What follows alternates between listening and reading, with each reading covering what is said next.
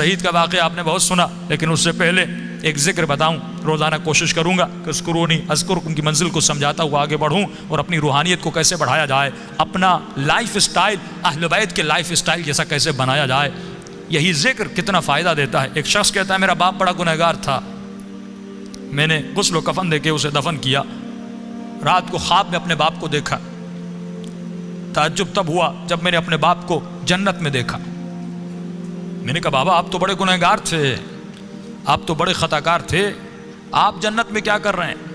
اس نے کہا میرے لال 3 دن تک میری قبر میں آگ جل رہی تھی، 3 دن تک مجھ پر فشار قبر عذاب قبر میں مبتلا تھا، لیکن 3 دن کے بعد کچھ قبریں چھوڑ کر ایک نیک خاتون کو دفن کیا گیا، جس کی آنے کے بعد پورے قبرستان میں جن جن پہ عذاب ہو رہا تھا ان پر اللہ کی رحمتیں نازل ہونے لگیں. فرمایا نور برس رہا تھا. کہا بابا یہ کیسا نور تھا؟ کہا جیسے اس کو دفن کیا پہلی رات بھی، دوسری رات بھی، تیسری رات بھی اس کی قبر میں حسین ابن علی آتے تھے. فرمایا جب اس خاتون نے میرے عذاب کو دیکھا، فرمایا اس کے دل میں رحم پیدا ہوا، اور جب امام حسین اس کی قبر میں آئے تو اس نے کہا مولا مجھ پر تو رحمتیں ہیں، لیکن یہ بھی آپ کا چاہنے والا ہے، اس کی قبر میں عذاب ہو رہا ہے، میں چاہتی ہوں میری خاطر آپ اس کی شفاعت کر دیں. کہ اس وقت امام نے دعا کے لیے ہاتھوں کو بلند کیا، میرا عذاب ختم ہوا.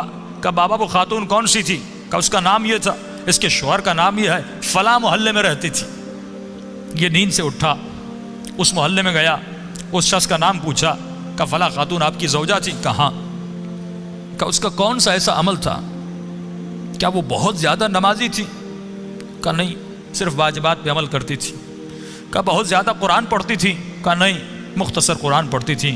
کہ کوئی ان کا خاص بہت زیادہ ذکر تھا؟ کہ نہیں، ایک عام سی زندگی گزارتی تھی لیکن اخلاق کی اچھی تھی. اس نے کہا اتنا پوچھ کیوں رہے ہو؟ اس نے سارا واقعہ بتایا کہ آپ کی زوجہ کی خاطر میرے باپ کی شفاعت ہو گئی. کوئی تو ایسا عمل ہوگا جس کی وجہ سے امام حسین اس کی قبر میں گئے. تو فرمایا ایک عمل تھا جو کثرت سے کیا کرتی تھی. کہ وہ کون سا عمل تھا؟ فرمایا روزانہ زیارت عاشورہ پڑھا کرتی تھی. یہ مقام اذکرونی اذکرکم ہے کہ اے ہمارے چاہنے والوں تم ہمیں یاد کرو، ہم تمہیں یاد کریں گے. اللہ کہتا ہے تو 1 قدم ہماری طرف آ، ہم اہل بیت 10 قدم تمہاری طرف آتے ہیں.